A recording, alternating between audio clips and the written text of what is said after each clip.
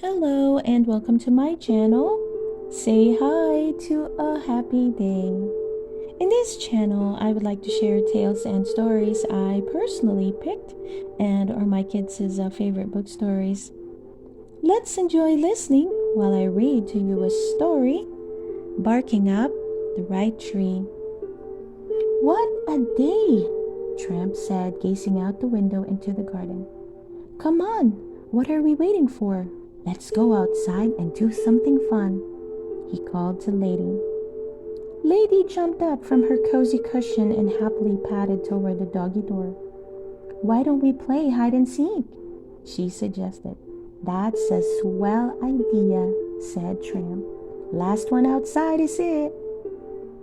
A few minutes later, Tramp was busy counting. 7, 8, 9, 10, ready or not, here I come, he said. Tramp opened his eyes and quickly scanned the garden. He looked right, he looked left, he looked up and down. Finally, he saw them. 2 dainty pale brown paws peeking out from beneath the flowers. Gotcha, Tramp said, playfully bouncing paws first into the flowers. Meow! Hey! Tramp cried. The next thing he knew, a blur of brown and white fur was hurtling past him. What was that? Lady gasped, jumping out from behind the doghouse where she had been hiding. Tramp pointed to the thick trunk of the shady old elm tree. A fluffy brown and white kitten was racing straight up to the nearest branch. Oh, poor thing, Lady cooed. You must have scared her, Tramp. Scared her? Tramp frowned, shaking the thorns out of his tail. More like she scared me. Oh, Tramp, said Lady. Don't tell me a little kitten scared you. It's all right, she called up the kitten. Tramp was only playing. We're sorry if you're frightened. Trust me, would never hurt you. It's perfectly safe to come back down. The kitten peered at them from her branch, looking scared. Oh, won't you please come down? Lady urged her, but the kitten didn't move. Aw, shucks, let me talk to her, said Tramp, stretching up to rest his front paws against the tree. Here, kitty, he called. Come on down. I'm sorry. I know I can seem a little big and scary, but really, we were just playing a game of hide and seek. And if you come down, maybe you can play with us. At last, the kitten moved from only to tiptoe farther along the branch. Looks like she's happy up there, Tramp said, shrugging. Or maybe she's stuck, Lady said.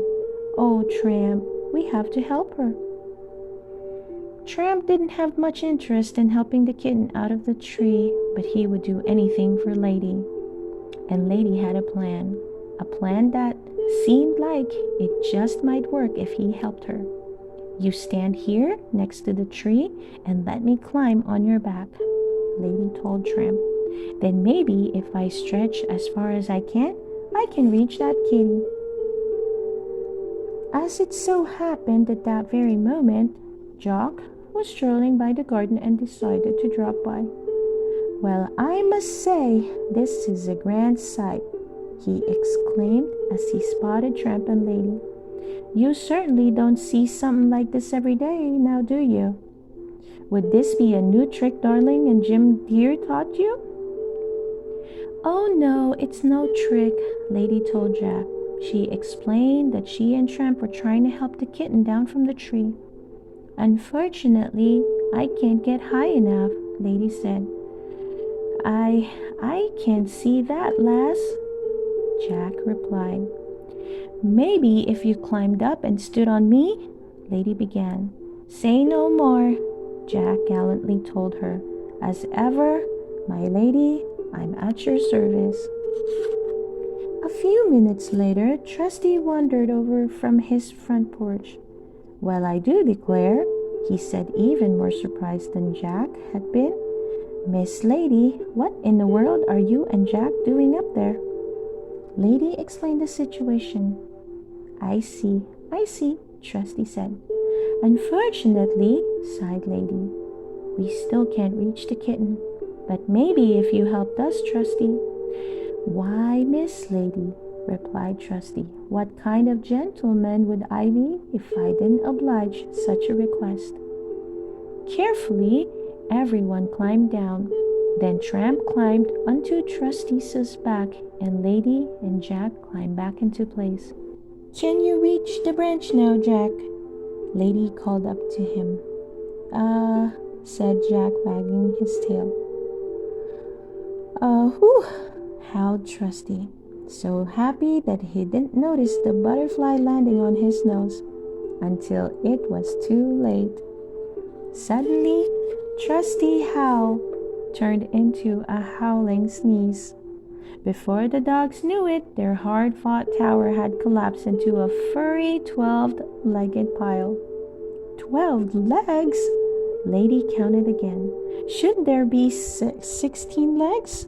She thought. Where's Jack? She asked. Up here, lassie.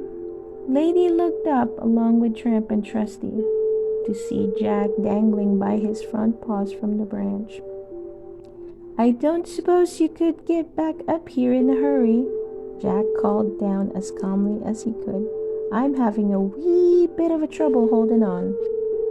Quickly, the dogs reformed their tower. At the bottom, Trusty kept an eye out for any butterflies, determined to hold his ground this time. At the top, Jack regained his footing on Lady's shoulders. Here, kitty kitty, he said. Here. Is something wrong? Lady asked when Jack suddenly stopped. Jack answered her, looking up and down at the branch. There is one wee problem, I'm afraid.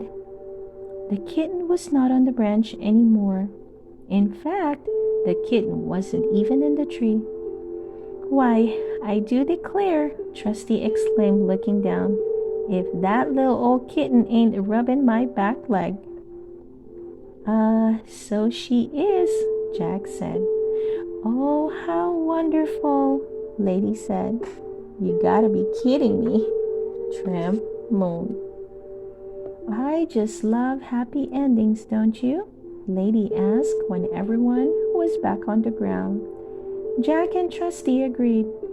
Yeah, they're okay, I guess, Tramp said as the kitten took a turn around his leg. But you know what? I like you even better.